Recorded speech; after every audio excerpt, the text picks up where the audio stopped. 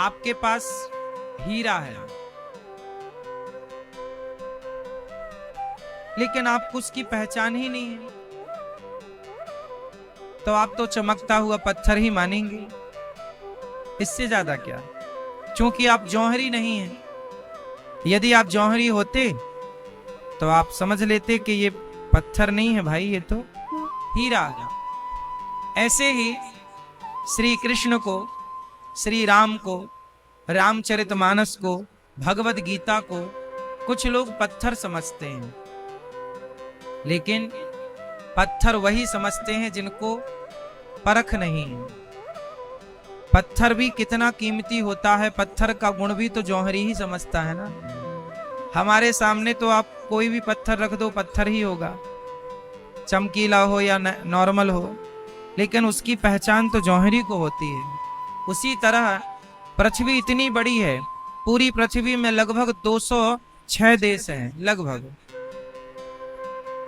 पूरी धरती में कितने देश हैं? लगभग, कुछ कम ज्यादा बंटवारा हो गए होंगे किसी में, तो कुछ कम ज्यादा हो सकता है। जब हम पढ़ते थे तब 206 का आंकड़ा था। 206 देश हैं मैया। इन 206 देशों में मैं चाहूंगा कि आप सभी लोग अधिक से अधिक देशों की यात्रा करें। आप से मैं चाहूंगा कि आप ज्यादा से ज्यादा यात्रा किया करें। यात्रा करने से बहुत बड़ा अनुभव मिलता है। जैसे मैं लंदन गया, अभी दुबई आगे जाऊंगा, अन्य देशों में जाकर के मैं जब कार्य करता हूं और वहां के कल्चर को समझता हूं। मैया अमेरिका से आई, और भी लोग अन्य देशों से आते हैं, मैं वहां के बारे में जानना चाहता हूं, पूछता हूं, और जब जानता हूं तो इस निष्कर्ष पर पहुंचता हूं कि भारत श्रेष्ठ क्यों है, यहाँ की माटी श्रेष्ठ क्यों है। आज ही हमारे पास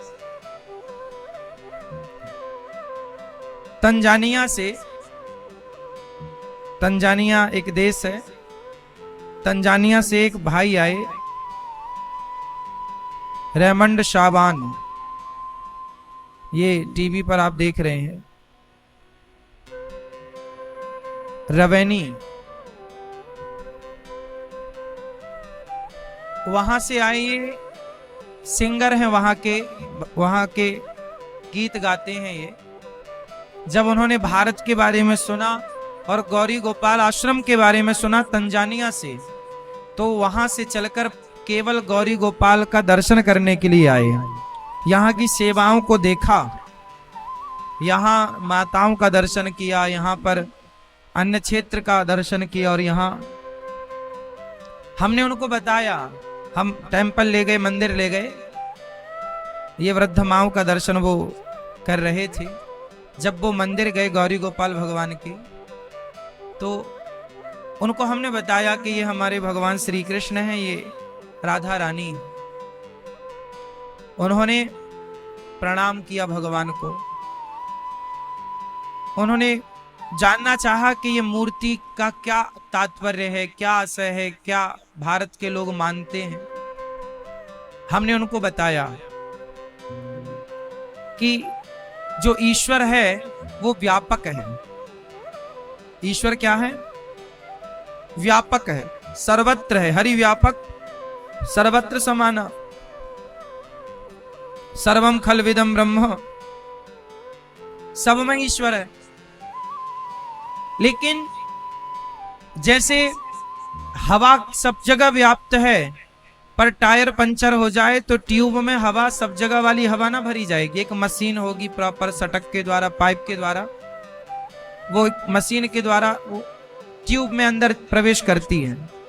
उसी तरह हमारे यहाँ जो भगवान है सर्वव्यापी है, लेकिन वो सर्वव्यापी क्या है? जैसे सिग्नल तो सर्वव्यापी है, पर वो सर्वव्यापी सिग्नल को पकड़ने के लिए पावर हाउस, टावर लगाया जाता है।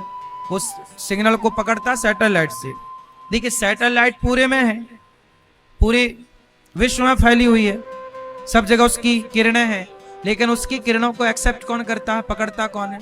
बड़े बड़े मोबाइल टावर लगे हुए हैं, वो सैटेलाइट को कैच करते हैं, फिर वो उसको कैच करके फिर वो मोबाइलों तक पहुंचाते हैं, है ना? एक सिग्नल बोलते हैं। पहले एंटीना होता था टीवियों को, एक एंटीना पावर देता था, सिग्नल देता था।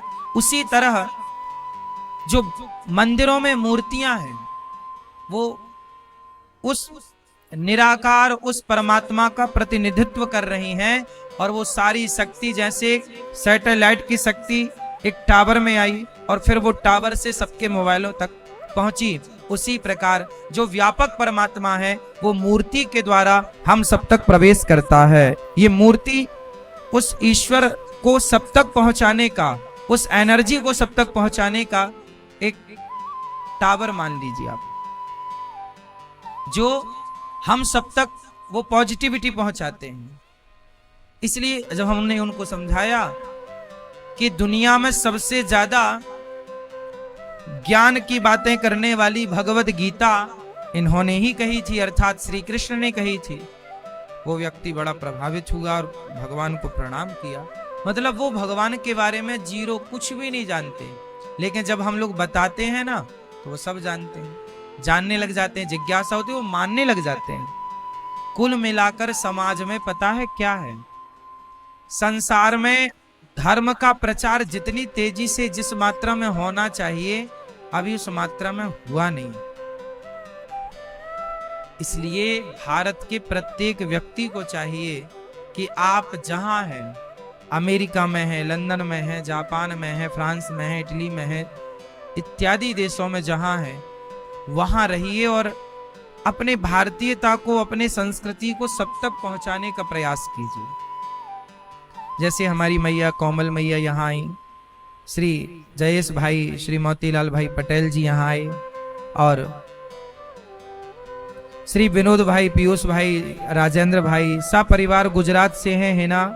शैलेश भाई पटेल, आप सभी लोग, सपना बहन, भारतीय बहन, रोहित भाई पटेल, गीता बहन पटेल, आप सभी पूरा परिवार यहाँ आए हैं और प्रेम पूर्वक कथा की गंगा में आप डुबकी लगा रहे हैं। कथा जीवन में कितनी आवश्यक है हम लोगों को अभी समझ में नहीं आ रहा है। हम ठीक चल रहे हैं, ठीक राह पर, लोगों को पता ही नहीं है कि धर्म क्या है, आध्यात्म क्या है, मनुष्य शरीर क्यों मिला है, क्या करना है इससे आगे। लोग तीन काम में उलझे हुए हैं, खूब पैसा कमा रहे हैं, खूब उल्टा सीधा खा रहे हैं और खूब भोग विलास का आनंद ले रहे हैं। खाओ पियो मौज करो, तीन बातें आजकल लोग यही तो कर रहे हैं, खाओ पियो मौज करो। अच्छा, मौज क्या है? हमारे यहां मौज कहा, वाह वाह रे मौज फकीरा की। मौज किसकी है? अब मैं आपको मौज की परिभाषा दे दूं। खाओ पियो मौज करो किस किस को पता है? आजकल के बच्चे बोलते हैं ना, खाओ पियो मौज करो, क्या रखा? खाओ पियो, चलो बताओ क्या खाओ? खाओ पियो मौज करो में जो खाओ शब्द है, क्या खाओ? आप बताओ क्या खाओ? क्या खाओ? पिज्जा खाओ, बर्गर खाओ, मक्खन खाओ, प्रसाद खाओ, क्या खाओ? हाँ? आत्मा खाओ, आत्मा का भोजन। हाँ, बिल्कुल ठीक कहा। खाओ, क्या खाओ? खाओ का मतलब है खाओ, बिना खाए कैसे जीवन चलेगा? खाओ तो ठीक है, पर हमारे यहाँ खाने में भी विचार है, क्या खाएं और क्या ना खाएं। हमारे यहाँ खाने में क्या है? विचार है ना, क्या खाना है और क्या। इसलिए हमारे यहाँ जब भी भोजन बनता है तो भोजन बनने के बाद पहले एक थाली निकाली जाती है, उसमें दाल चावल सब्जी रोटी तुलसी का पत्ता डालकर पहले भगवान जी को भोग लगाया जाता है। और जब भोग लग जाएगा फिर वो दाल को दाल में, चावल को चावल में, रोटी को रोटी में मिला दिया जाएगा, तो पूरा भोजन बन जाएगा प्रसाद। तो खाओ क्या? प्रसाद खाओ। हमारे यहाँ 56 भोग का प्रसाद है जो भगवान जी ग्रहण कर लेते हैं, वो हमारे लिए प्रसाद हो जाता है। तो क्या खाना है? वही खाना है जो भगवान को भोग लगता है, जो संतों को भोग लगता है, जो खाने योग्य है। मांस खाने योग्य नहीं है। क्या खाओ? 56 भोग खाओ, प्रसाद खाओ, मांसाहार ना खाओ, उल्टा सीधा ना खाओ। तो क्या खाओ? प्रसाद खाओ। प्रसाद का फुल फॉर्म होता है प्रा मतलब प्रभु के, सा मतलब साक्षात, दा मतलब दर्शन। प्रभु का साक्षात दर्शन ही प्रसाद है। इसलिए हमारे यहां कहते हैं जगन्नाथ के भात को जगत पसारे हाथ। जगन्नाथ जी में क्या है? प्रसाद। जगन्नाथ जी एक वहां जगन्नाथ जी में ना, जगन्नाथ जी पुरी उड़ीसा, जगन्नाथ जी में मैया ब्रह्मा जी रोज प्रसाद पाने आते हैं। एक दिन ब्रह्मा जी लेट हो गए, तो ब्रह्मा जी ने कहा पुजारी जी जरा प्रसाद दो। अरे लेट हो गए, सब खत्म हो गया। अरे थोड़ा तो बचा होगा। हाँ हाँ, वो भक्तों ने, आप लोग जैसे आप लोग प्रसाद पाते हो ना, तो खाने के बाद प्रसाद पत्तल फेंक देते हैं, तो फिर उसको कुत्ता चाटता है। तो ब्रह्मा जी बोले प्रसाद कहाँ? बोले खत्म हो गया। बोले कहाँ है? बोले जहां सारे लोग दोना पत्तल फेंकते हैं वहां जाके देख लो, पत्तलों में होगा। तो वहां कुत्ता चाट रहा था। और एक कुत्ता नहीं, बहुत सारे कुत्तों का पता ही था कि यहाँ रोज पत्तल होती है, तो अपने टाइम से पहुंच जाते हैं कुत्ते। तो कुत्ते चाट रहे थे पत्तल, और लगभग सारी पत्तल कुत्ते चाट चुके थे। एक पत्तल में जरा सा वहां पर चावल था, जो भगवान जी को भोग लगता, भात का, भात बोलते हैं जगन्नाथ के भात। वो कुत्ता चाट रहा था। तो ब्रह्मा जी को लगा कि यदि मैं इसका हक छीनूंगा तो भी गलत है। भाई प्रसाद छोड़ा के ऐसे थोड़ी कि नहीं जी आप तुम भूखे रहो तो रहो, हम खाएंगे पूरा, ऐसा नहीं। तो ब्रह्मा, वो कुत्ता ना वहां चाट रहा था पत्तल, तो ब्रह्मा जी वहां जाकर के लेट गए। और लेट करके ना एक तरफ, उस सामने तरफ से कुत्ता चाट रहा था, और इस तरफ थोड़ा प्रसाद था, तो ब्रह्मा जी चाटने लग गए, खाने लग गए। और जब ब्रह्मा जी को ऐसे पत्तल चाटते देखा कुत्ता के साथ, तो एकादशी को हंसी आ गई। वो दिन था एकादशी का। एकादशी को बड़ी हंसी आ गई। अरे ब्रह्मा, इतने बड़े ब्रह्मा कुत्ते के संग खा रहे हो। तब भगवान जगन्नाथ जी, ब्रह्मा जी के अंदर प्रसाद के प्रति इतनी श्रद्धा थी कि बस प्रसाद मिल जाए एक दाना, भले कुत्ते का जूठा मिले, चूंकि वो भगवान का प्रसाद है, इसलिए वो प्रसाद के रूप में। जब ब्रह्मा जी ने प्रसाद को प्रसाद के रूप में स्वीकार किया, तो उन्हें जगन्नाथ भगवान ने प्रकट होकर दर्शन दिया। और एकादशी हंसी, तो एकादशी को मंदिर के उल्टा पीछे लटका दिया। अब आप यहीं रहोगी उल्टी। और एकादशी, जगन्नाथपुरी में कोई एकादशी भले ना करे, पर एकादशी करने का पुण्य मिलेगा। जगन्नाथपुरी में एकादशी के दिन भी चावल का भोग लगता है, और भक्त पाते हैं। और वहां चावल पाने के बाद भी एकादशी का व्रत नहीं टूटता। एकादशी वहां पे तब भी होती है। उल्टी लटकी है एकादशी। इसलिए कोई आपसे सवाल करे कि जगन्नाथ जी में एकादशी उल्टी क्यों लटकी है, इसलिए लटकी क्योंकि ब्रह्मा जी को हंस दिया था प्रसाद पाते हुए देखकर। इसलिए खाओ। क्या खाओ? क्या खाओ? प्रसाद। आप लोगों से इस कथा के माध्यम से कहना सिर्फ इतना है कि बिना भोग लगाए मत खाओ। जो खाओ पहले तुम ही निवेदित भोजन करेंगे। घर में सोना चांदी भी खरीदो तो पहले भगवान को अर्पित करो। कपड़े खरीदो, भगवान को अर्पित करो। कोई भी चीज आए पहले भगवान को अर्पित करो। सब कुछ। इसलिए हमारे यहाँ जब नया घर बनता है तो उस घर में भी सबसे पहले भगवान का ही प्रवेश होता है। घंटा बजाते, घंटी बजाते, प्रभु ये आपका है। हमारा, हम भारतीय हैं ना, हम अपने को पीछे रखते हैं, प्रभु को आगे रखते हैं। और जो अपने को आगे रखे वो ठीक नहीं है।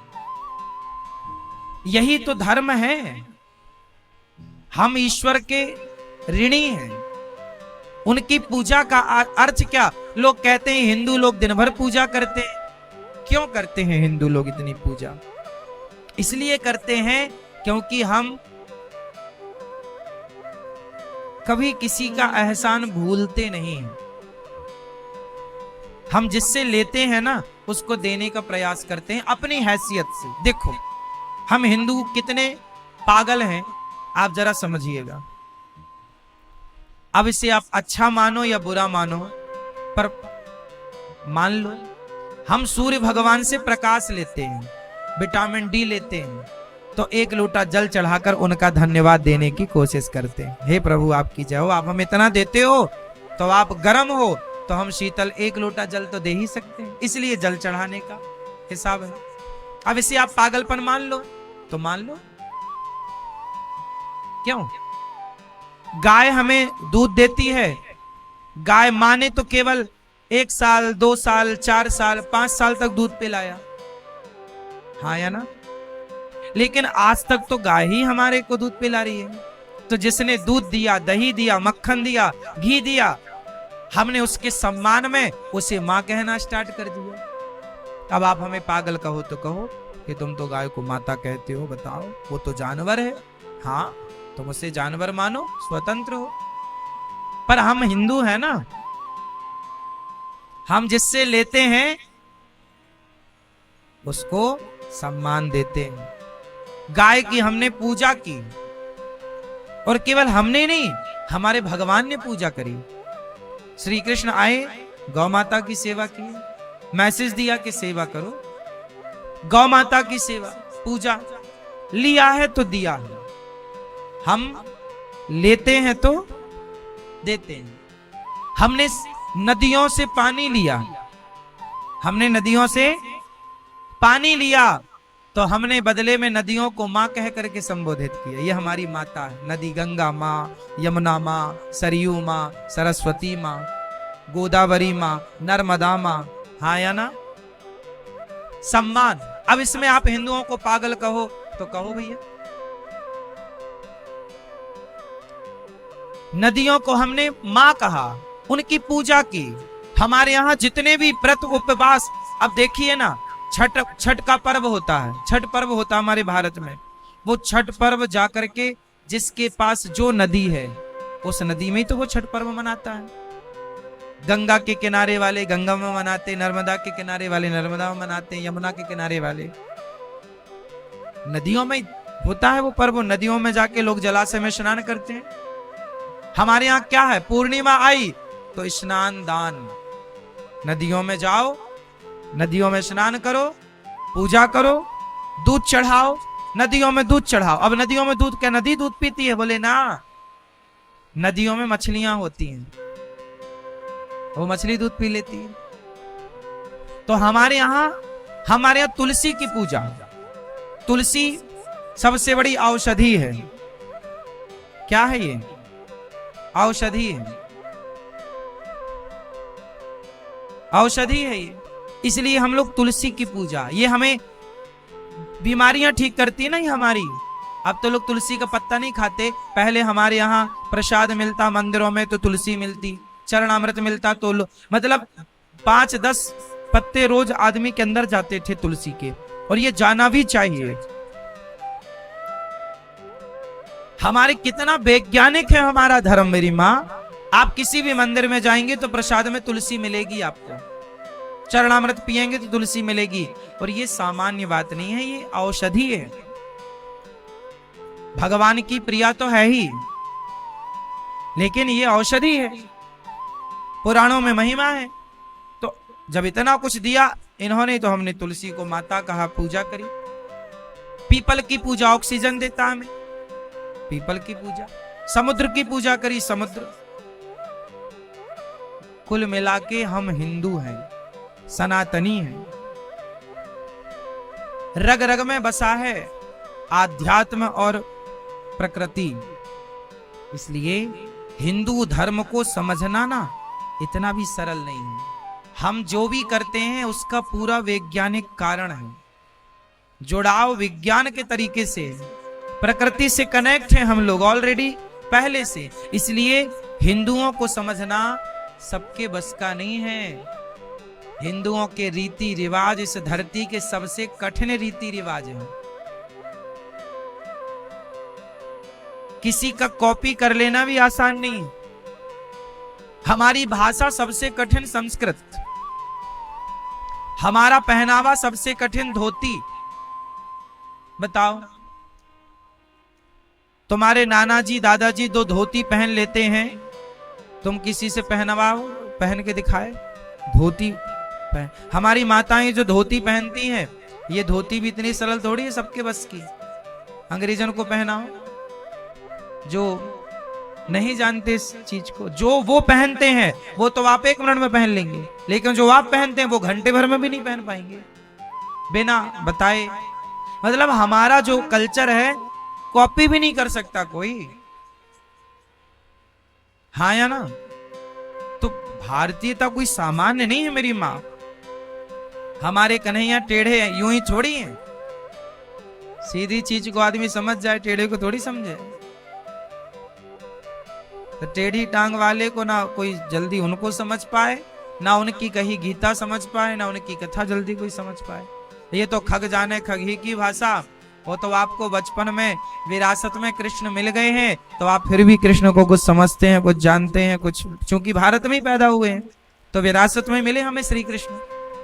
हमारा कल्चर तो, हमारी सभ्यता तो हमें विरासत में मिली है।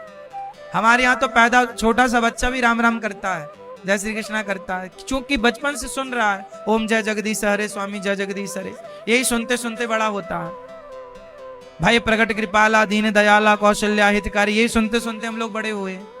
श्री कृष्ण गोविंद हरे मुरारी, हे नाथ नारायण वासुदेव, ये सुनते सुनते हम लोग बड़े हुए। तो ये तो हमारी विरासत में हमें मिला ही है। इसलिए हमें विरासत में मिली चीजें, इसलिए हम उनकी कदर नहीं कर पाए, उनको समझ नहीं पाए। इसलिए मेरी माँ, आप लोगों से मेरी प्रार्थना है कि आप अपने धर्म को जानिए, और क्या खाओ तो प्रसाद खाओ, खाओ पियो। क्या पिए? उत्तर, क्या पिए? खाओ पियो मौज करो। खाओ मतलब प्रसाद खाओ, पियो क्या पियो? शराब पियो? क्या पियो? चरणामृत। क्या पियो?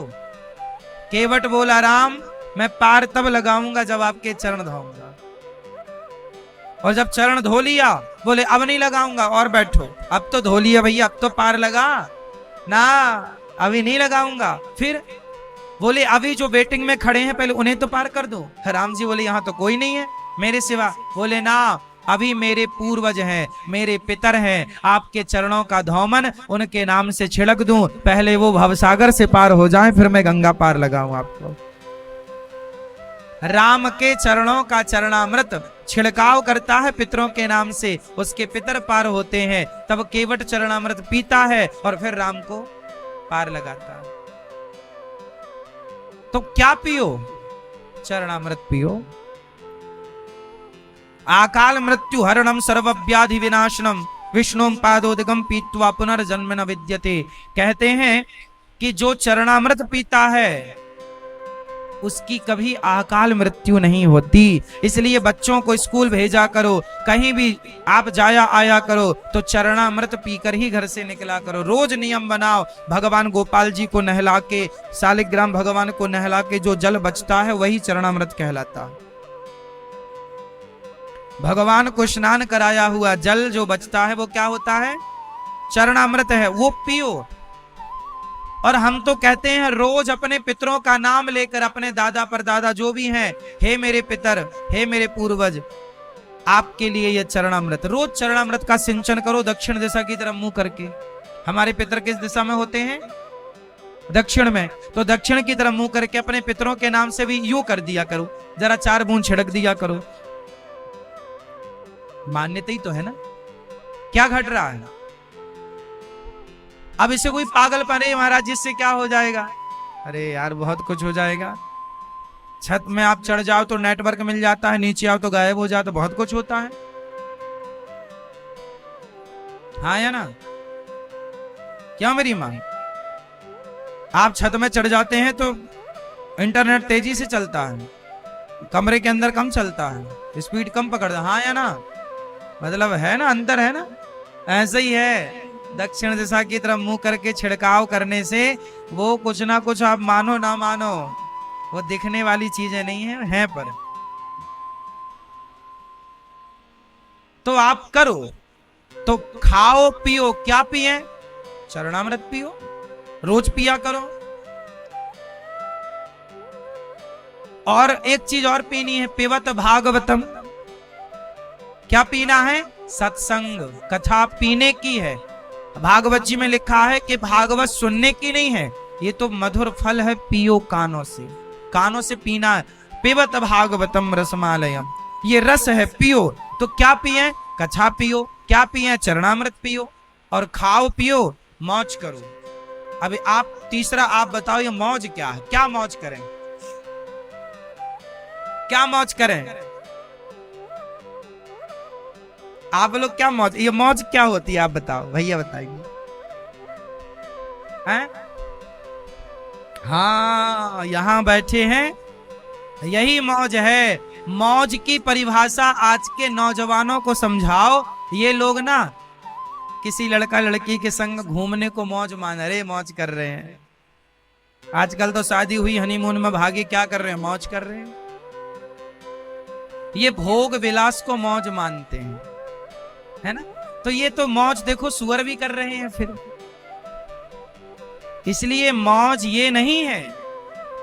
मौज, मौज क्या है? संसार का कोई भी सुख होगा क्षणिक होगा, जरा सी देर का, लेकिन भगवान की कथा में, कीर्तन में आप जब मौज लेंगे तो घंटों तक आप मौज में रहेंगे। 3 घंटे तक तो यहीं रहेंगे आप।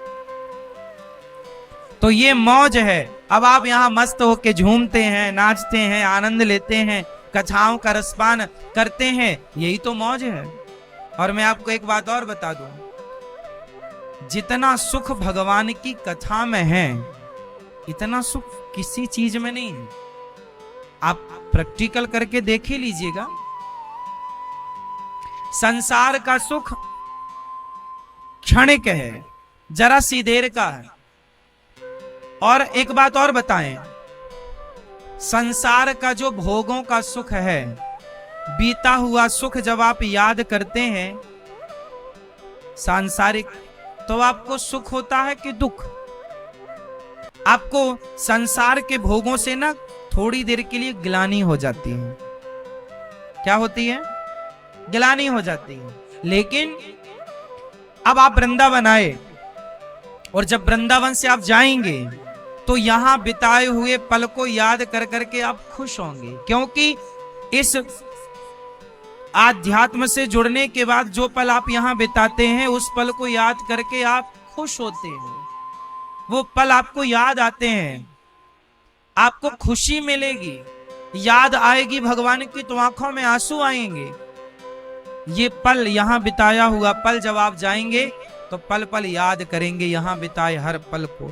ये पल आपको सुख देगा, सुख देगा, सुख देगा। लेकिन आप संसार में कोई भी घटना याद कर लो, कुछ भी याद कर लो, वो चीज सिवाय दुख के कुछ नहीं देती। तो कुल मिलाकर कहने का अर्थ ये हुआ कि जब भगवान से जुड़ी हुई कोई भी बातें हम करते हैं, तो वो हमें बाद में सुख देती हैं, बाद तक सुख देती हैं। जबकि संसार का आप खाओ, खाने का सुख तब तक है जब तक खा रहे हैं। पेट भरा नहीं है, पेट भरते ही रसगुल्ले का स्वाद खत्म हो जाता है।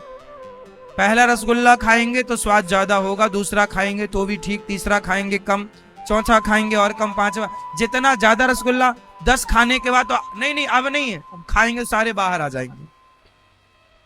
मतलब आप तृप्त हो गए, पेट भर गया। आप नहीं, रबड़ी कितनी खाओगे आप? पहला चम्मच खाओ, दूसरा चम्मच खाओ, तीसरा खाओ, धीरे धीरे आप तृप्त हो जाएंगे। ज्यादा खवाएगा कोई तो गिलानी हो जाएगी, भाई अब नहीं। तो संसार का सुख तुरंत गिलानी तक पहुंचाता है। लेकिन आपको मैं 3 घंटे रोज कथा सुनाऊंगा, 3 घंटे रेगुलर। क्या आप 3 घंटे रेगुलर खा सकते हैं? उत्तर दो। क्या संसार का कोई भी सुख रेगुलर 3 घंटे आप क्या ले सकते हैं? क्या पति पत्नी का सुख भी रेगुलर 3 घंटे आप ले सकते हैं?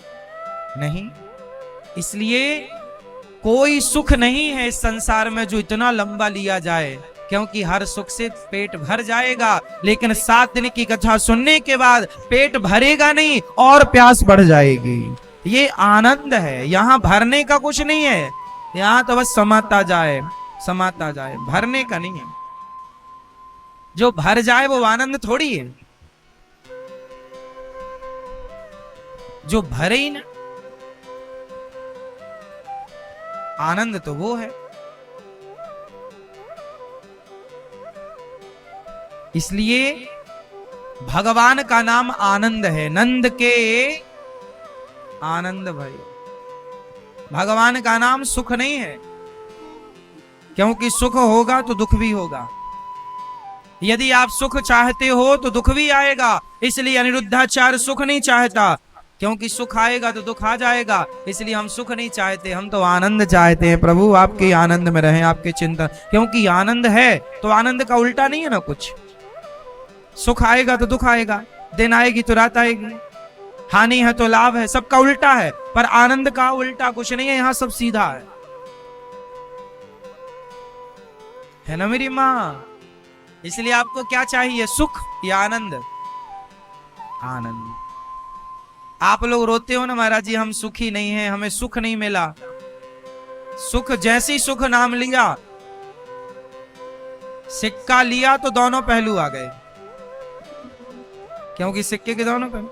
इसलिए आनंद, आनंद में एक ही पहलू है, सिर्फ आनंद, दूसरा कुछ हो तो बताओ। अब इसमें परम जोड़ देंगे तो परम आनंद हो जाएगा, परमानंद, मतलब बढ़ते क्रम में है, यहां घटना कुछ नहीं है। इसलिए भगवान को लोग क्या कहते हैं, आनंद। भगवान की कथा में क्या आता है, आनंद। भगवान के प्रसाद में क्या आता है, आनंद। सत्संग में क्या आता है, हाँ। भगवान के लिए मीरा नाचती, पग घुंघरू बांध मीरा नाची रे। हाँ, मीरा नाचती थी क्योंकि भगवान के लिए नाचने में भी आनंद है। इसलिए भगवान के लिए नाचा जाए। अच्छा, वैश्या भी नाचती है, ओ मुजरा करती है, तो नाचती तो वो भी है, लेकिन उसके नाचने में आनंद नहीं है, उसके नाचने में सुख है। जो पुरुष वर्ग, जैसे पहले गांव गांव नचनियां आती थी ना, हाँ या ना, आपके गांव में आती थी?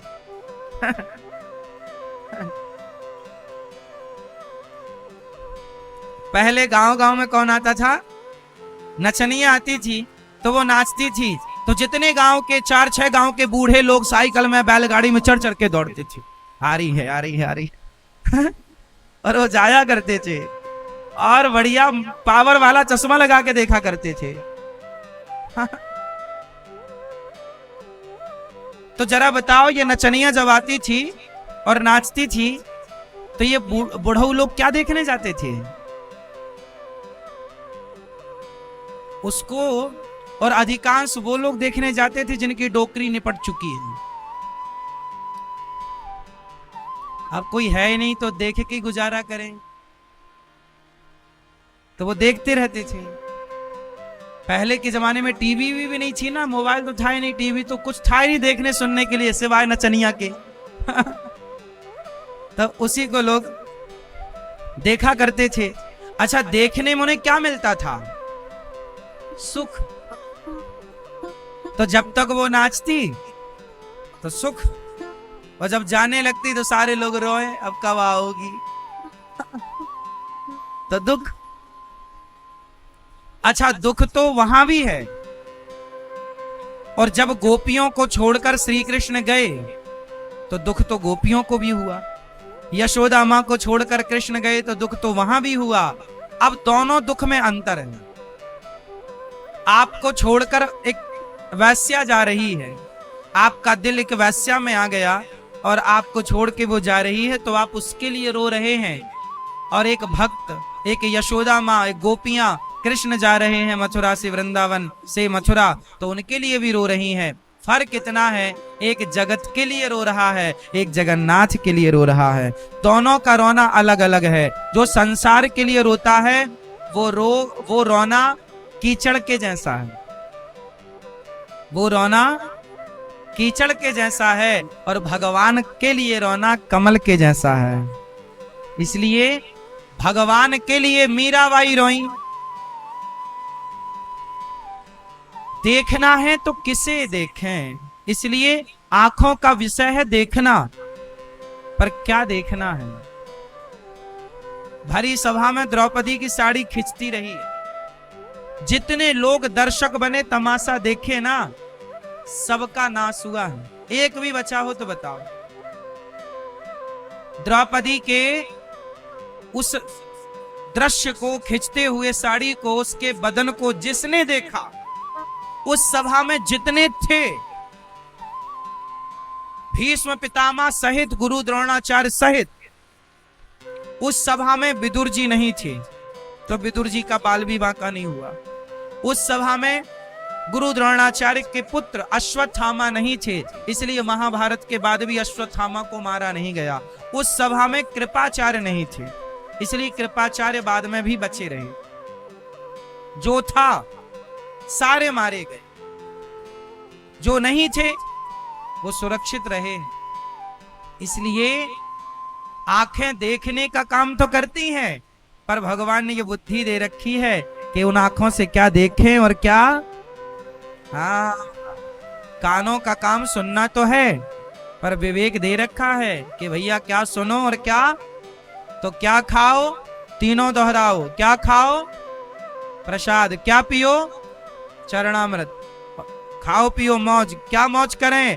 बोले भगवान की कथा में मौज करो, भगवान के नाम में। घर में कीर्तन करो, घर में पति पत्नी दोनों पूजन करो और मौज करो आनंद से, भगवान का दरस परस करके। ऐसी मौज। तो हमारे यहां खाओ पियो मौज करो की ये परिभाषा सच्चिदानंद रूपाय विश्वोत्पत्त्यादि हेतवे तापत्रय विनाशाय श्री कृष्णाय वयं नमः।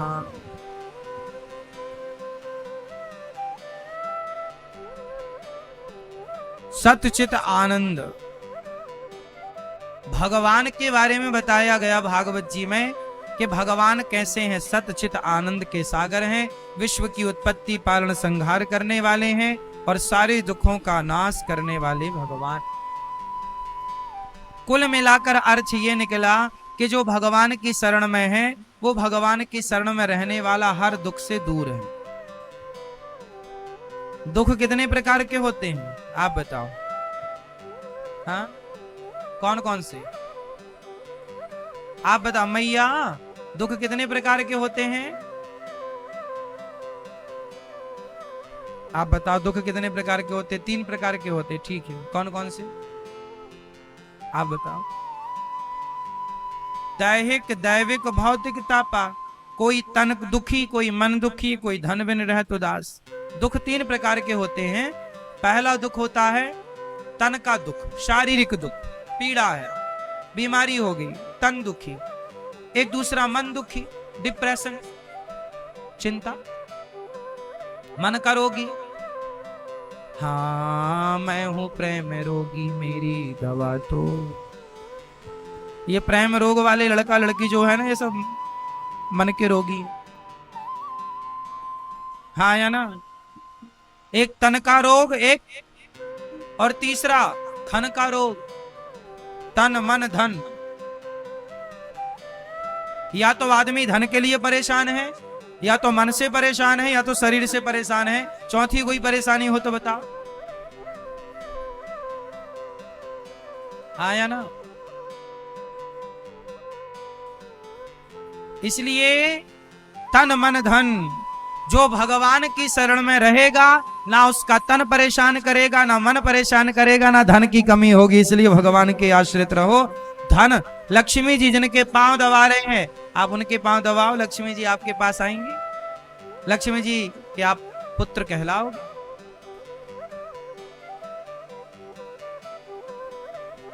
ऐसे श्री कृष्ण को, राधा सहित कृष्ण को हम नमस्कार करते हैं। यम प्रव्रजंत मनुपेतमपेत कृत्यम द्वैपायनो विरह कातर आजुहाव पुत्रेति तन्मयतया तर्वोऽभिनेदुस् तम सर्वभूत हृदय मुनिमानतोऽस्मि। सुखदेव भगवान, सुखदेव भगवान का जन्म हुआ और जन्म लेते ही निकल पड़े सन्यासी। देखो, सुखदेव भगवान को जानते हैं ना आप लोग? कौन है ये सुखदेव भगवान? ये सुखदेव भगवान वही है जिन्होंने राजा परीक्षित को भागवत सुनाई। राजा परीक्षित जी को भागवत किसने सुनाई? मैया। किसने सुनाई? सुखदेव भगवान। इनका नाम सुखदेव क्यों पड़ा? क्योंकि सुख से इनका जन्म हुआ। सुख मतलब तोता, सुख मतलब हाँ सुखदेव। सुखदेव का मतलब है कि जब भगवान शंकर माता पार्वती को लेकर अमरनाथ गए और वहां शंकर जी ने अमर कथा माता पार्वती को सुनाई, तो सुखदेव भगवान ने भी कथा सुन ली। एक तोती का बच्चा था छोटा सा, सारे पक्षी पशु भाग गए, सुखदेव भगवान ने सुनी सारी कथा। और जब 7 दिन की कथा पूरी सुन ली, बीच में माता पार्वती सो गई, तो सुखदेव भगवान ही हुंका देते रहे। 7 दिन की कथा पूरी हुई तो जयकारा लगाई, बोलिए कृष्ण कन्हैया लाल की, और जयकारा लगाई तो माता पार्वती की नींद खुली। माता पार्वती बोली आगे क्या हुआ प्रभु? शंकर जी बोले आप कहाँ थी? मैं तो पूरी कथा सुना चुका। पार्वती जी बोली प्रभु मैं सो गई थी। अच्छा, हुंका तो बराबर मिला, किसने दिया? शंकर जी ने देखा तोते ने। त्रिशूल निकाला, मारने चले, तोता भागा वहां से, तो पहुंचा बद्रीनाथ पहुंच गया तोता। अमरनाथ से उड़ा तो कहां पहुंचा? बद्रीनाथ। बद्रीनाथ में वेद व्यास जी की पत्नी मासिक धर्म से निवृत्त होकर धूप में बैठी अपने बाल सुलझा रही थी कि तभी उन्हें जमहाई आई, मुंह खुला, तो मुंह के द्वार से तोता उनके गर्भ में प्रवेश कर गया और गर्भ में सुरक्षित। शंकर जी आए, देवी देवी हमारा तोता यहाँ चोरी करके भागा। व्यास जी की पत्नी बोली क्या चुरा लिया आपका? बोले कथा। हमारी तो कथा ही धन है। कौन सी कथा? बोले अमर कथा।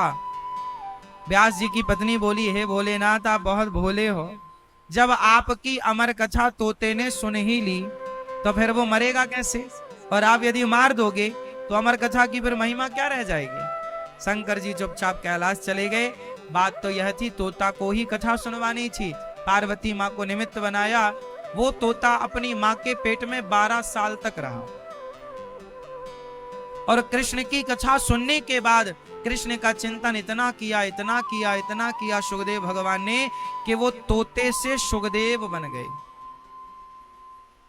अब आप कहेंगे महाराज जी तोता से सुखदेव कैसे? बिल्कुल संभव है। जर्सी गाय क्या है? मैं देखो बिल्कुल एक्सपेरिमेंट जो हो चुके हैं उस पर मैं बात करता हूं। जर्सी गाय क्या है? जर्सी गाय, जर्सी जो है वो गाय नहीं है। एक्चुअली हुआ क्या था, बहुत समय पहले ये जर्सी कोई प्रजाति थी ही नहीं, इसको बनाया गया है। हाँ या ना? उत्तर दो। कैसे बनाया? सुअर का पदार्थ निकाल करके और एक्सपेरिमेंट किया गया। तो ये जो जर्सी है ना, वो नस्ल एक्चुअली सुअर से उत्पन्न हुई नस्ल है, उसमें मिक्सअप है, मिलावट है। शुद्ध भारतीय देसी गाय नहीं है। देसी गाय तो देसी गाय होती है। जैसे सुअर का अंश डाल दिया गया, अन्य किसी जानवर में एक्सपेरिमेंट किया, उससे जो नस्ल तैयार हुई, फिर उसमें सुअर का अंश डालते डालते डालते ये फिर उसकी प्रजाति तैयार होगी। जैसे आप गुलाब, सफेद गुलाब में लाल गुलाब की कलम जोड़ दो तो उसमें पिंक गुलाब पैदा हो जाएगा, एक तीसरा ही प्रजाति प्रकट हो जाएगी। हाँ या ना? समझ में आ रही है बात? उसी तरह ये बनाई गई प्रजाति है। उसी तरह जैसे एक के मिक्सअप से दूसरे में यदि उसको मिक्स किया जाए तो तीसरा होता है कि नहीं, उसी तरह सुखदेव भगवान में, भगवान सुखदेव में, शुक तोते में भगवान की कथा मिक्स हो गई, शंकर जी के द्वारा मिक्स हुई, और उस तोते ने उस कृष्ण का चिंतन किया, जिनकी कथा सुनी उनका चिंतन किया, तो भगवान की कथा का चिंतन करते करते करते करते 12 साल में वो सुखदेव सुख से साक्षात भगवान की तरफ प्रकट होकर के मां के गर्भ से बाहर आए।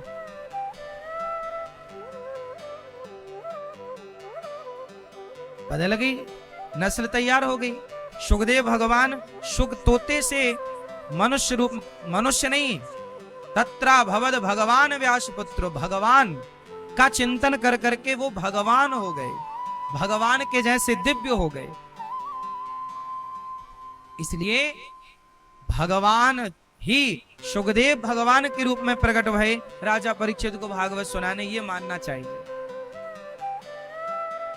वही सुखदेव भगवान ने राजा परीक्षित को भागवत सुनाई, जो जन्म लेते ही 12 साल बाद प्रकट भये और जन्म लेते ही चल पड़े। ऐसे सुखदेव भगवान को बारंबार नमस्कार करते हैं। बोलिए सुखदेव भगवान की जय। सुखदेव जी का प्राकट्य हुआ।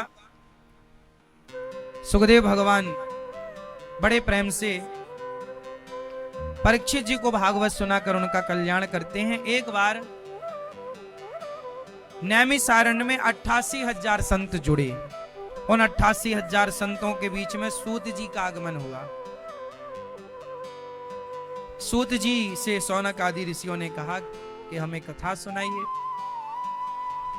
ऐसी कथा जिससे हमारा कल्याण हो, हमारी भक्ति बढ़े, हमारा ज्ञान, भक्ति ज्ञान विराग आप तो विवेको वर्जते महान, भक्ति बढ़े, ज्ञान बढ़े, ऐसी कथा सुनाई। तब कहा सुनो, जो कथा अब हम आपको सुनाएंगे वो देवताओं को भी दुर्लभ है। देवराज इंद्र, देवताओं के राजा कौन? मेरी माँ मैया, ओ मेरी माँ चश्मा वाली मैया, कहां देख रही हो मेरी माँ? मैया राम राम, कहां ध्यान है आपका? सुनो, देवताओं के राजा कौन? देवताओं के राजा इंद्र। देवताओं के राजा है इंद्र। एक बार इंद्र आए कथा सुनने के लिए। सुखदेव भगवान राजा परीक्षित को कथा सुना रहे थे, भागवत की कथा। तो कहा इंद्र ने कि आप हमें भी सुनाइए ये कथा। सुखदेव भगवान बोले, आप इसके अधिकारी समझ में नहीं आ रहे। क्वा सुधा, कहा अमृत, क्वा कांचा, कहा कांच का टुकड़ा, कहा कांच का टुकड़ा और कहा मणि। स्वर्ग के अमृत को सुखदेव भगवान ने कांच का टुकड़ा कहा और कथा अमृत को मणि कहा। कहा मणि और कहा कांच का टुकड़ा। तुम क्या बोल रहे हो इंद्र? स्वर्ग का अमृत लेकर भी सुखदेव भगवान ने इंद्र को भागवत नहीं सुनाई। बोले तुम इसके अधिकारी नहीं हो, जाओ। 7 दिन में जब परीक्षित जी का उद्धार हुआ और स्वर्ग में तराजू बांध कर इंद्र ने तौला, तब भागवत जी से भगवान प्रकट हो गए। वाह इंद्र, तू हमसे तौलने चला। इंद्र का अभिमान समाप्त हुआ। ये भागवत कोई सामान्य ग्रंथ पोथी नहीं है। भगवान प्रत्यक्ष कृष्ण एव ही, भगवान ही भागवत के रूप में प्रकट है। और भागवत जब आप सुनते हैं तो प्रविष्टः कर्णरंध्रेण, कानों से ही भगवान भागवत जी का शब्द जब कानों से प्रवेश करता है तो वो कथा का प्रत्येक अक्षर, प्रत्येक शब्द कानों से जब अंदर जाता है तो वो आपके अंदर के अज्ञान को मिटाकर आपके अंदर के विषय वासनाओं को समाप्त करके और भगवान को स्थापित कर देता है। भगवान की प्रतिष्ठा कर देती है कथा, भगवान की प्रतिष्ठा हृदय में कर देती है। भगवान की प्रतिष्ठा हृदय में कैसे होती है? भगवान की कथा से। कथा सुनेंगे तो हृदय में भगवान प्रतिष्ठित हो जाएंगे। जो कथा सुनता है उन्हीं के हृदय में तो भगवान प्रतिष्ठित होते हैं। जो कथा नहीं सुनते उनका हृदय बिल्कुल विषयों से भरा हुआ है, गंदगी से भरा हुआ है। आजकल के बच्चे कथा सुनने लग जाएं तो उनका हृदय भी शुद्ध नहीं हो जाएगा। अच्छा ये बताओ, कथा सुनने से हृदय की शुद्धि होती है कि नहीं? बात सही है या गलत है? हाँ मैया, ओ लाल पीली मैया जा रही हो? अच्छा टाटा मेरी माँ। गुस्सा होके जा रही हो? नहीं, जल्दी आना। जाओ जल्दी भोजन कर लो, जाओ, भूख लगी होगी आपको।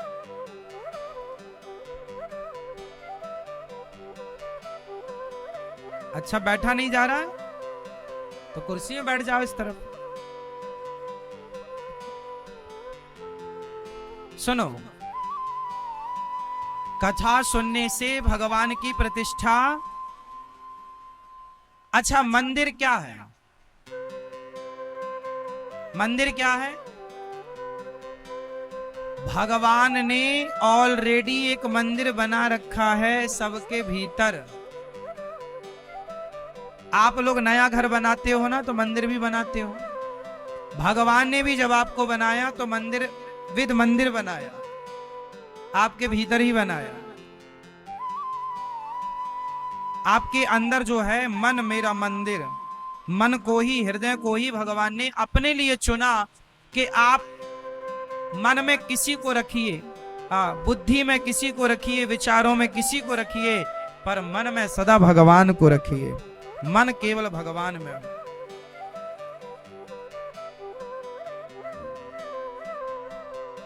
इसलिए मन किसे देना चाहिए? भगवान को। मन से प्रत्येक क्षण भगवान को याद करना चाहिए। भगवान की भक्ति इसलिए मत करो कि हमारी बीमारी दूर हो जाए, हमारे बहू के बेटा हो जाए, हमारा धन बढ़ जाए, इसलिए पूजा करोगे। चाह लेकर पूजा करोगे तो तुम्हारी पूजा टिकेगी नहीं, क्योंकि भगवान और भक्त का प्रेम तब संभव है। देखो, अरे पति और पत्नी का प्रेम भी तब संभव है जब बीच में स्वार्थ ना हो। हमारा और आपका प्रेम तब तक ठीक है जब तक हमारे और आपके बीच में कोई स्वार्थ ना हो। यदि स्वार्थ आया तो प्रेम नहीं चलेगा। बात ठीक है कि गलत है? सही है? सोचिए, यदि हम आपसे प्रेम करें इसलिए कि आप हमें कुछ दें, आप हमसे प्रेम करें कि हम आपको कुछ दें, तो देखो स्वार्थ का प्रेम नहीं चलता। कितने दिन चलेगा? प्रेम तो निष्काम होता है ना, तो लंबा चलता है। सोचिए कि जो बेटा बाप से कुछ चाहता हो, वो बेटा लंबा पिता के साथ टिक ना पाएगा, क्योंकि स्वार्थ है।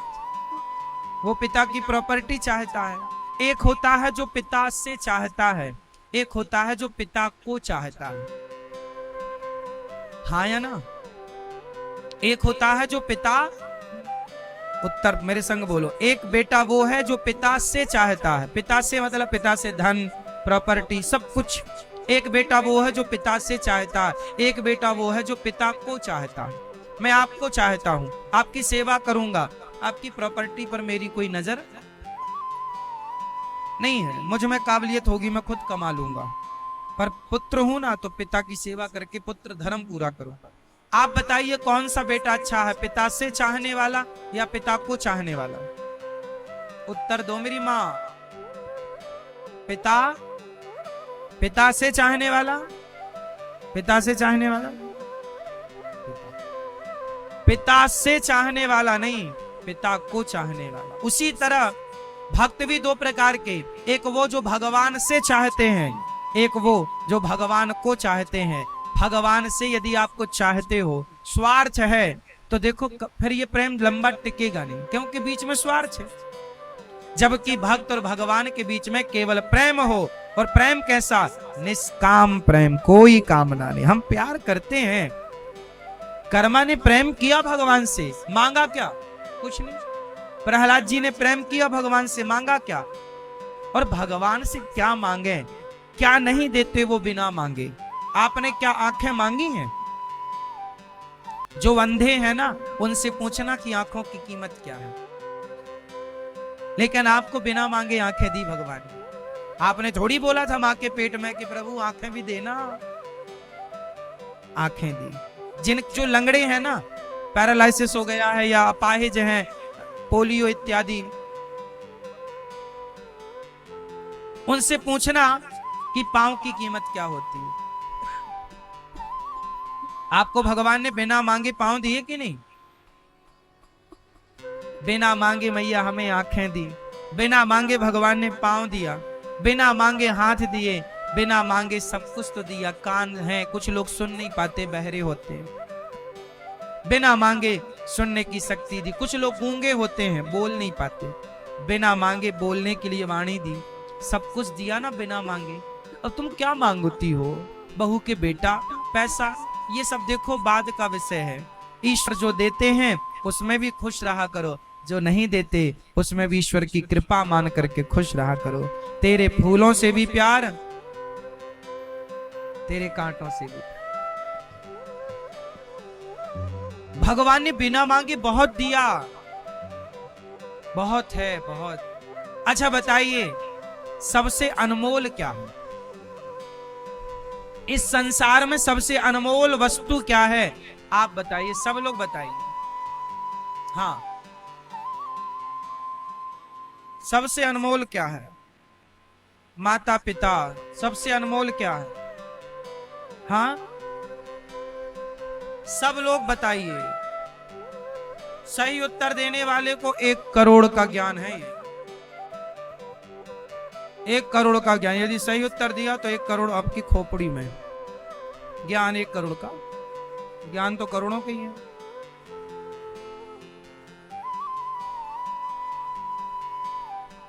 इस संसार में सबसे कीमती क्या है? अनमोल।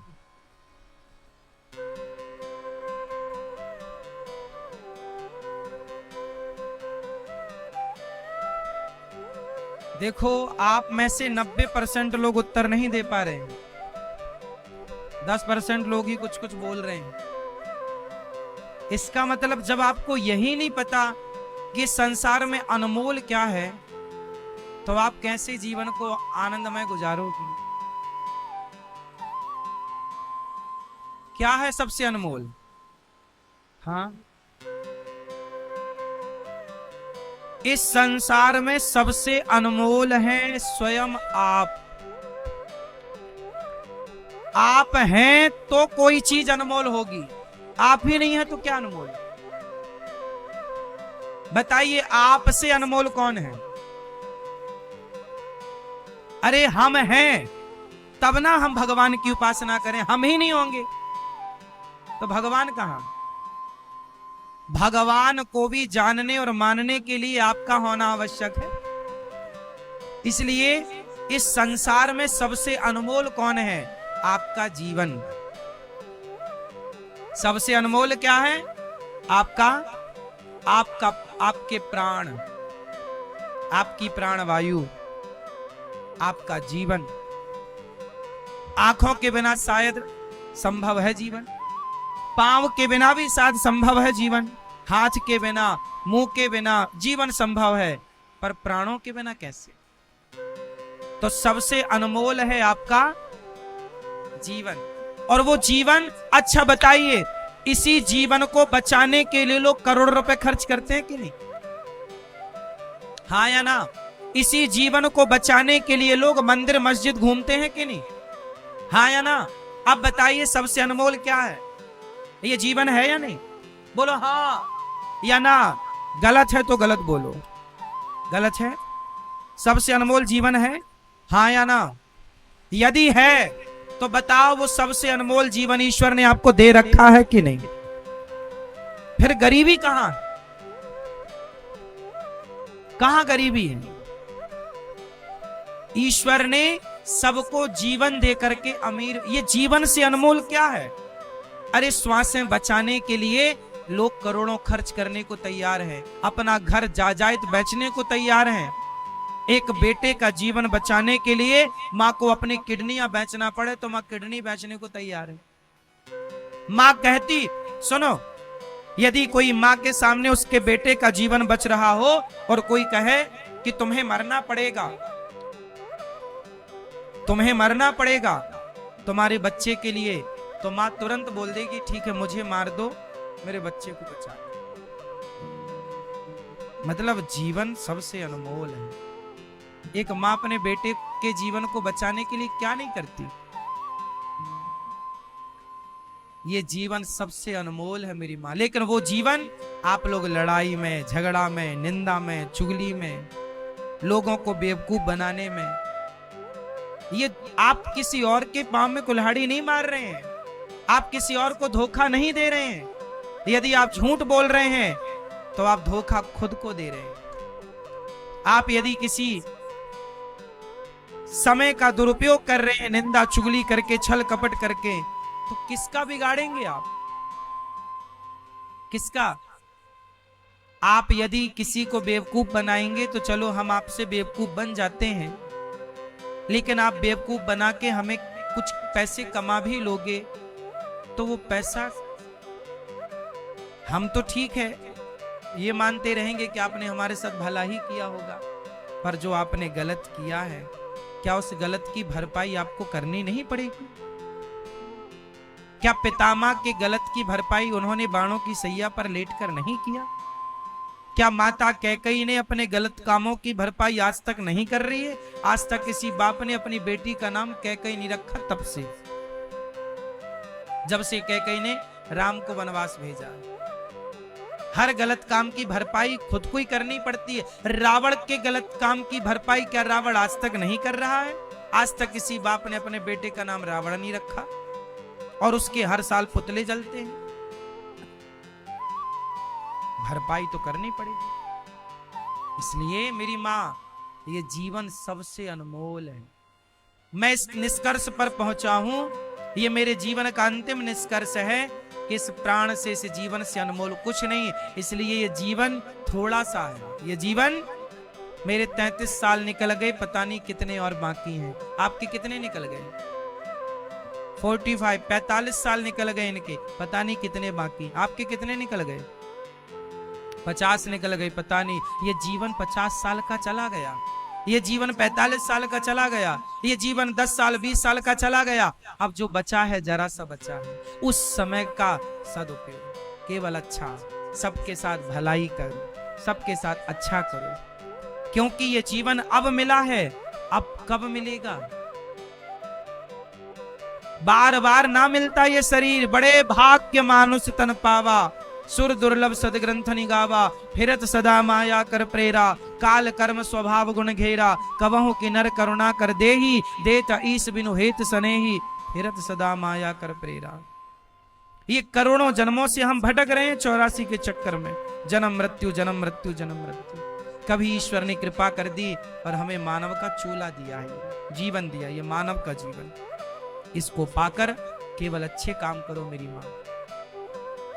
अनमोल तेरा जीवन यूं ही गवा रहा है, किस ओर तेरी मंजिल किस ओर जा रहा। अनमोल तेरा जीवन यूं ही गवा रहा। इसलिए मेरी मां, किस किस को बात समझ में आ गई?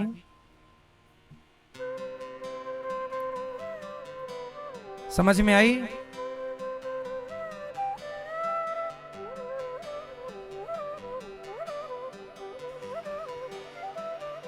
तो सबसे अनमोल क्या है मेरी मां?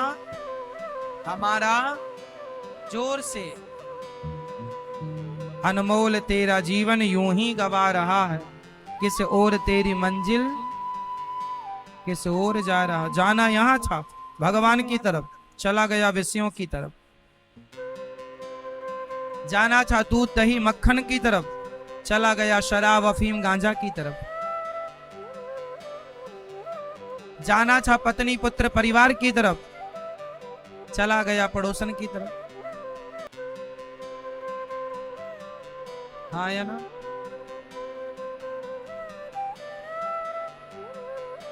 इसलिए मेरी मां,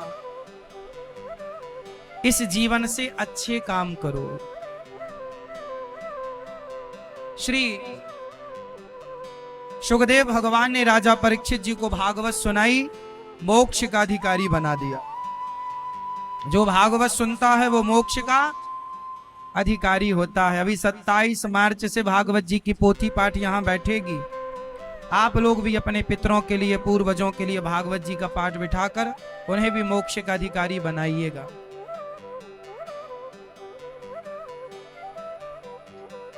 नारद जी ने सारे तीर्थों का भ्रमण किया, इंद्र का अभिमान समाप्त हुआ। एक बार नारद जी ने भी भागवत सुनी, सारे तीर्थों का भ्रमण किया, शांति नहीं मिली। तब नारद जी वृंदावन आए तो यहां एक उदास कन्या, एक बेटा इस तरफ एक बेटा इस तरफ। देवी तुम कौन हो? महाराज मेरा नाम भक्ति है। ये मेरे बेटे क्या न भाई? नारद जी बोले देवी भक्ति आपकी ये स्थिति, ये कौन सा युग चल रहा है मेरी माँ? मैया, ओ पंचायती मैया, ओ वीडियो वाली मैया, सुन लो मेरी माँ, बैठ जाओ चुपचाप, कथा सुनो, ध्यान पूर्वक सुनो। देखो नारद जी महाराज ने एक कन्या से पूछा तुम कौन हो? उन्होंने बोला मैं भक्ति हूं। कलयुग में मैं ऐसी हो गई हूं। अच्छा, कलयुग में भक्ति है क्या? है, कम है। ज्ञान है क्या? है, ना के बराबर। वैराग्य है क्या? ना। सत्यम नास्ति तपः शौचम दया दानम न विद्यते। कलयुग में क्या नहीं है?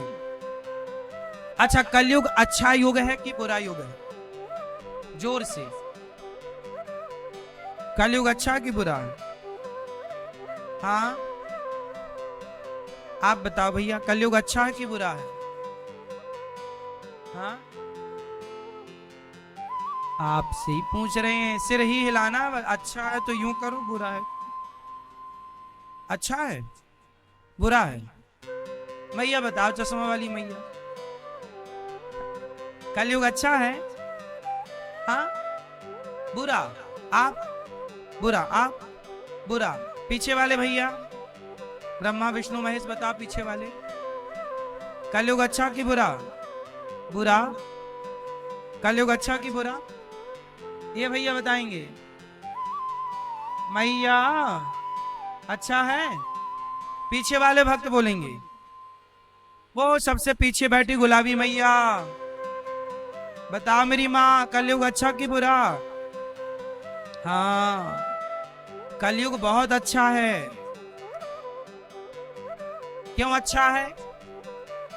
क्योंकि सतयुग में जो गति कृते यध्यायते विष्णु, सतयुग में जो गति ध्यान करने से और जप तप करने से मिलती थी, त्रेता में वही गति यज्ञ करने से,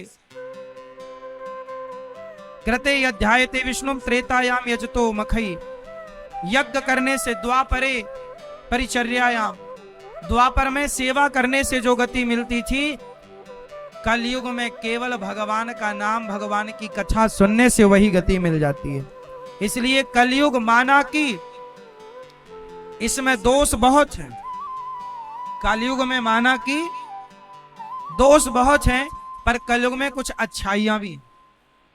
कलयुग में हम सबको आरक्षण मिला है।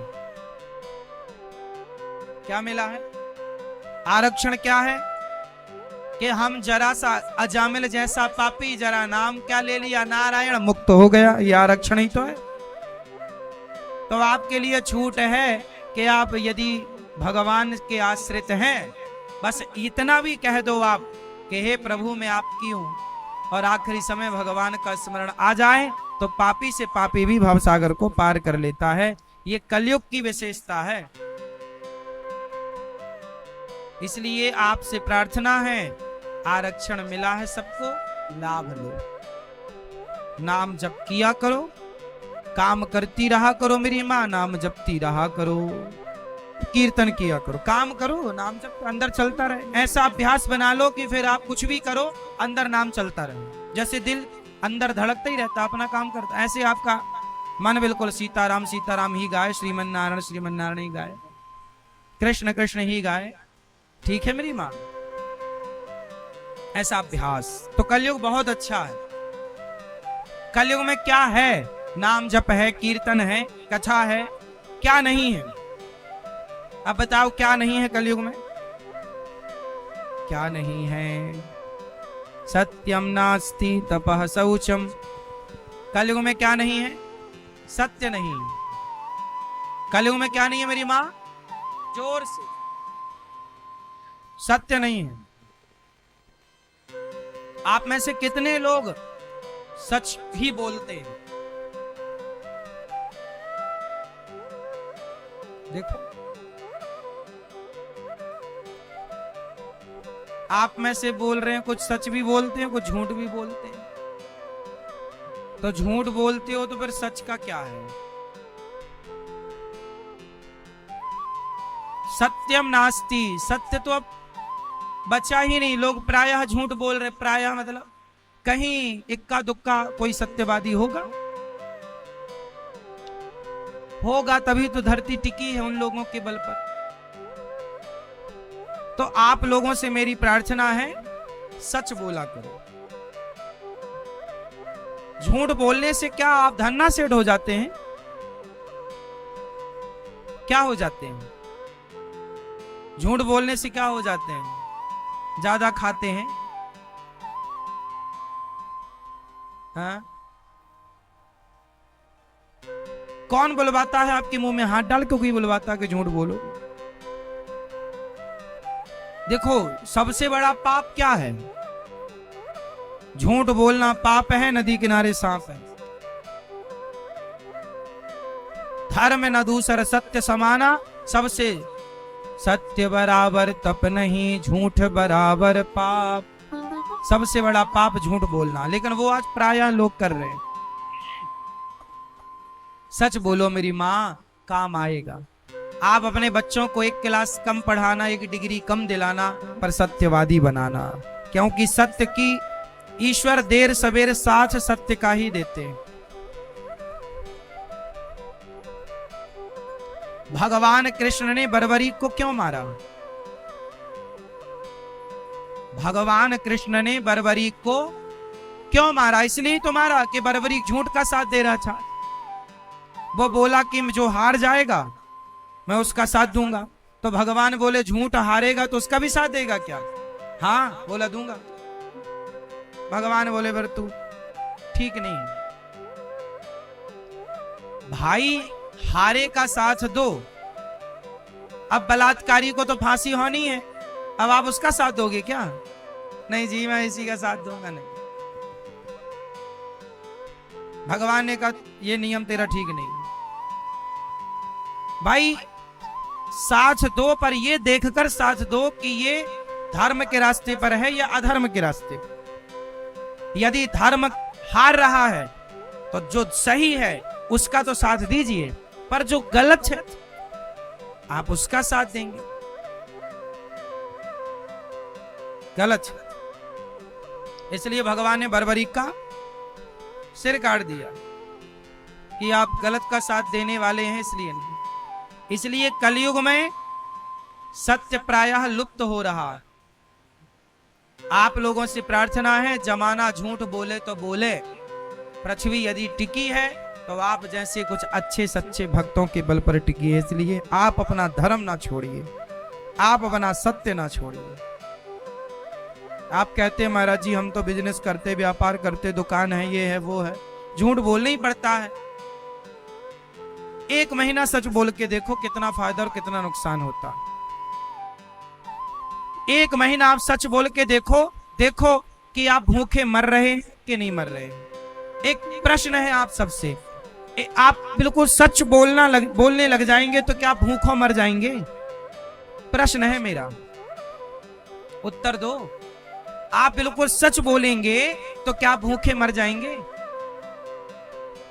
उत्तर, मर जाएंगे। मर जाएगा। आप में से कोई मर जाएगा? नहीं ना।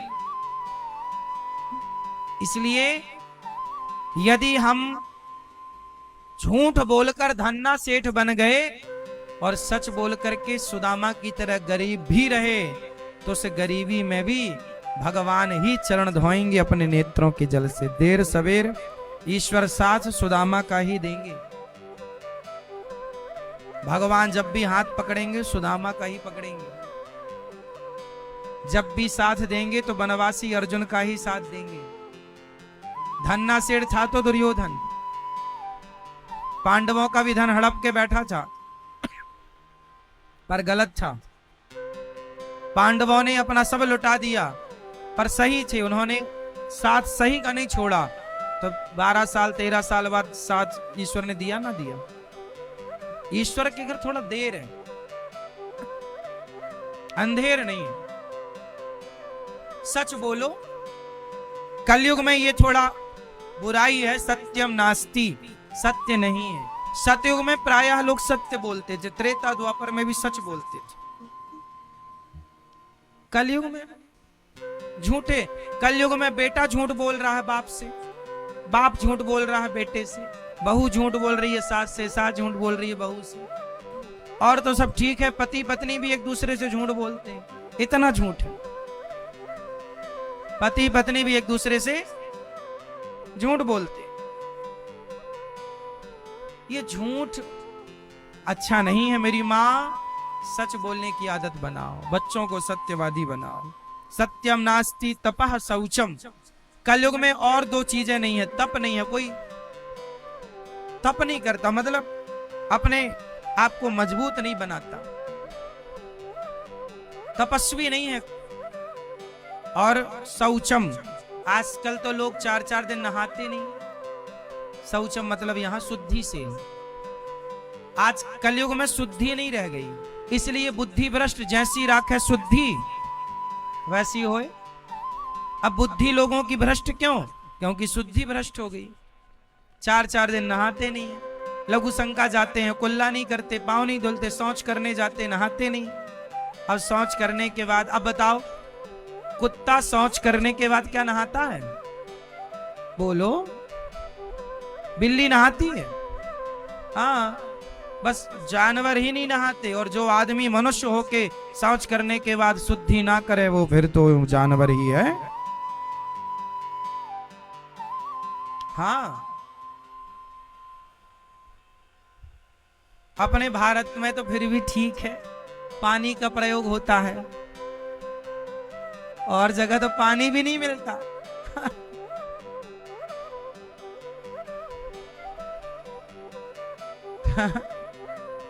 हाँ या ना? अब बताओ, भारत के अतिरिक्त भारत में भी जितने भी दुनिया में देश हैं, वहां हमारे भारत में शौच जो होती है, शौच क्रिया, वो पानी से होती है। लेकिन विदेशों में वो क्रिया पानी से नहीं होती, वो पानी का प्रयोग वहां होते ही नहीं है। वहां टिश्यू पेपर का यूज होता है। अब कितना पूछता होगा।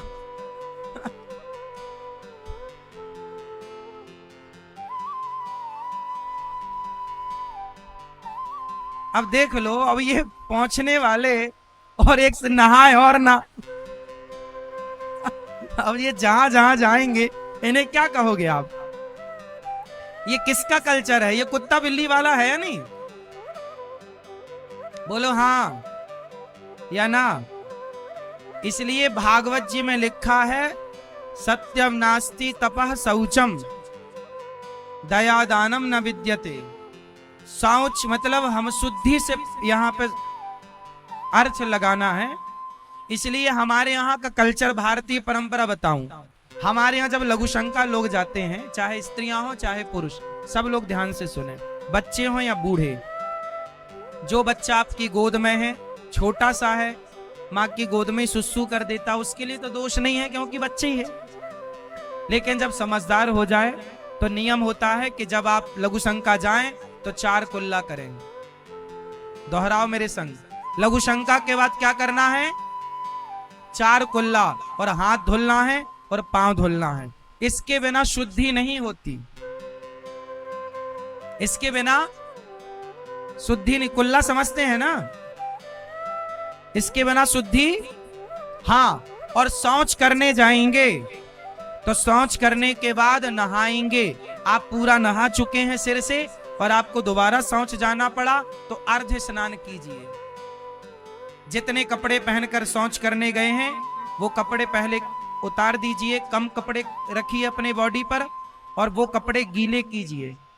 और पूरा स्नान ना कर पाओ तो कमर, नाभि होती है ना, नाभि से नाभि को गीला करता हुआ पूरा कमर को गीला करता हुआ पूरा पांव गीला करना चाहिए। अर्ध स्नान बोलते हैं इसको। शौच के बाद या तो पूर्ण स्नान हो या तो अर्ध स्नान हो। सर्दियां हैं, आपने स्नान कर लिया है, फिर जाना पड़ रहा है तो आप अर्ध स्नान कर सकते हैं। इससे शुद्धि होती है। अब आप ही बताइए ना, आप कितने लोग इस बात से सहमत हैं कि शौच के बाद जब तक स्नान ना किया जाए तब तक शुद्धि नहीं होती? ये कितने लोग इस बात से सहमत हैं कि बिना स्नान के शुद्धि नहीं होती? अब आप बताइए, जो स्नान नहीं किया क्या वो शुद्ध है? अब उसके हाथ का कोई भोजन करेगा तो वो अशुद्ध व्यक्ति से अशुद्ध भोजन खाएगा तो बुद्धि अशुद्ध होगी, क्योंकि जैसी राख शुद्धि। ये कहावत, ये मुहावरा मैंने नहीं बनाया, हमारे ऋषि मुनियों ने, बाप दादों ने बनाए कि जैसे राख शुद्धि वैसी हो। जैसा खाओ अन्न, जैसा पियो पानी, जैसा करो संग वैसा होए रंग। इसलिए मेरी मां, ये बातें बहुत छोटी नहीं है, पर मानना है तो अच्छा है, नहीं मानना तो कोई बात नहीं। अब प्रायः लोग, कहां पे लोग नहा रहे हैं इतना, इसलिए भ्रष्ट है बुद्धि। पूरा दिन आपके अंदर काम वासना सवार रहती है, दिन भर आप उल्टा ही सोचते हैं। क्यों? क्योंकि अशुद्धि। देखो, मच्छर कहां होते हैं, शुद्धि में या अशुद्धि में? मच्छर मक्खी कहां? हाँ, अरे भाई, तुम्हारे घर में अशुद्धि होगी तो मच्छर बढ़ जाएंगे। उसी तरह जब आपके शरीर में अशुद्धि होगी, मन में अशुद्धि होगी, तो नेगेटिविटी के मच्छर बढ़ जाएंगे, गलत विचारों के मच्छर की भरपाई हो जाएगी। खूब मच्छर मच्छर मतलब गलत विचार। आप अशुद्ध हैं, अशुद्ध खा रहे हैं, अशुद्ध बातें कर रहे हैं, अश्लील चीजें टीवी पे देख रहे हैं, स्वाभाविक है आप फिर अच्छी। इसलिए तो आजकल के लड़के लिव इन में रह रहे हैं, थिएटरों पे नाच रहे हैं, पूरी रात क्लबों में नाच रहे हैं। क्या है ये विचारों की शुद्धि होती तो बताओ, क्या राम जैसे लोग क्या दूसरे की स्त्री का हाथ पकड़ के नाच सकते हैं? बोलो, ये तो रावण जैसों को ही शोभा देगा। बोलो, तो आजकल क्लबों में लड़के क्या कर रहे हैं, लड़कियां क्या कर रही है, एक दूसरे का हाथ पकड़ के नाच रहे हैं। भारतीय परंपरा कहती है कि आपका सबसे अनमोल चीज है आपका चरित्र। आप, हमारे देश में क्या विशेषता रही है? हमारे देश में चरित्र रहा। राम चरित्र सुनवे कौन रसिया, राम लखन सीता मन बसिया। चरित्रवान लड़की हो, चरित्रवान लड़का हो, और चरित्र का निर्माण तो तब होगा ना जब शुद्धि होगी, तो बुद्धि बनेगी चरित्र वाली। शुद्धि ही नहीं, मूल में तो शुद्धि है ना।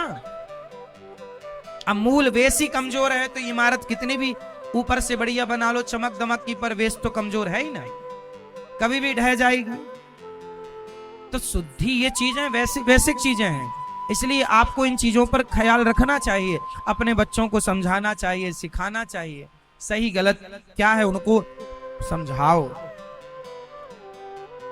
आप में से कितने लोग हैं जो लघु शंका करने के बाद चार कुल्ला करते और हाथ पांव धुलते हैं? कितने लोग हैं जो शौच करने के बाद स्नान करते हैं? आप लोग नहीं करते? आप कितने दिन में नहाते हो भैया?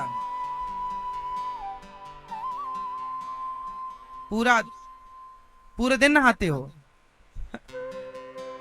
एक बार नहाते हो दिन में गर्म पानी से? तो गर्मियों में भी गर्म पानी से? गर्म पानी से नहीं, नॉर्मल पानी से नहाना चाहिए। अधिक गर्म नहीं, अधिक ठंडा भी नहीं। जो बोरिंग का निकलता ना नीचे से, ना वो ठंडा ना गर्म, मीडियम। अधिक गर्म पानी से भी नुकसान होता है, मैं आपकी भलाई के लिए बोल रहा हूं, ये मेरा विषय नहीं है। अधिक गर्म पानी, नॉर्मल गुनगुना तो चलता है, ठीक है। तो एक बार आप नहाते हैं, और शौच यदि 2 बार गए 3 बार गए तो फिर नहीं नहाते, हाथ पांव धुल लेते हैं बस। ये अशुद्धि है, बिल्कुल गलत है ये। अब आपके द्वार पर कोई संत भिक्षा लेने आएगा तो आप क्या देंगे? आप तो खुद अशुद्ध हैं, अशुद्ध देंगे फिर आप जो बनाएंगे। अब जैसे महिलाएं, कुछ महिलाएं इतनी आलसी होती हैं कि पहले भोजन बना लेती हैं, बाद में नहाती हैं, और नहा के फिर खा लेती हैं। कुछ तो पहले खा पी ली, बाद में नहाए। आजकल तो फैशन है, बिस्तर पे ही बिस्किट चाय पी लिए, फिर ब्रश हुआ, मंजन ब्रश। पतन हो जाएगा मेरी माँ, इतना आलसी ना बनाओ अपने बच्चों को। माँ से बोल, मम्मी चाय, चाय मम्मी लेके आई है, बिस्किट भी ले आई, उसका नाम ही है बिस्किट। बिस मतलब जहर, किट मतलब जहर की किट, बिस्किट। बिस्कुट जिसमें बिस्कुट कूट के भरा, मैदा ही तो भरा है, शक्कर ही तो भरी, कौन सा अमृत भरा है? क्या है बिस्कुट? जिसमें बिस मतलब जहर कूट कूट के भरा गया हो, biscuit, biscuit, बिस्की kit.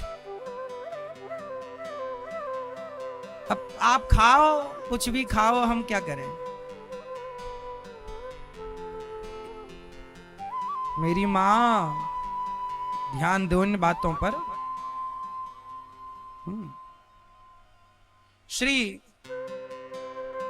Narad ji महाराज ने भक्ति महारानी से, देवी आप कौन? मेरा नाम भक्ति, अहम भक्ति ऋतिख्याता मऊ में तनयऊ मतऊ ज्ञान वैराग। ये मेरे पुत्र ज्ञान वैराग्य हैं, काल के प्रभाव से जर्जर हो गए हैं। नारद जी ने वेद वेदांत घोषिष्ठ गीता पाठिर मुहुर्मुहु पढ़ाया, गीता सुनाई, पर ज्ञान वैराग्य का दुख दूर नहीं हुआ। तब नारद जी को सनकादियों ने कहा भागवत सुनवाओ। जब भागवत सुनवाई गई ज्ञान वैराग्य को हरिद्वार में सनकादियों के द्वारा, तब भागवत सुनते ही भक्ति ज्ञान वैराग्य का दुख भी भागवत सुनकर के दूर होता है। ये देखिए, ये भागवत जी सामान्य नहीं, भक्ति ज्ञान वैराग्य भी भागवत सुनते हैं। इसलिए ये भागवत वो है, कृष्ण की कथा जो सुनता है, भक्ति की भी भक्ति बढ़ जाती है, ज्ञान का भी ज्ञान बढ़ जाता है, और वैराग्य का भी वैराग्य पुष्ट हो जाता है। ये वो भागवत। इसलिए कहता हूं भागवत जरूर सुना करो जीवन में। कुछ कार्य हैं जो कर लेने चाहिए। हमारी मैया जी अमेरिका से आई हैं कथा सुनने के लिए, तो आप भारत में आकर वृंदावन आकर तो सुन ही सकते हैं।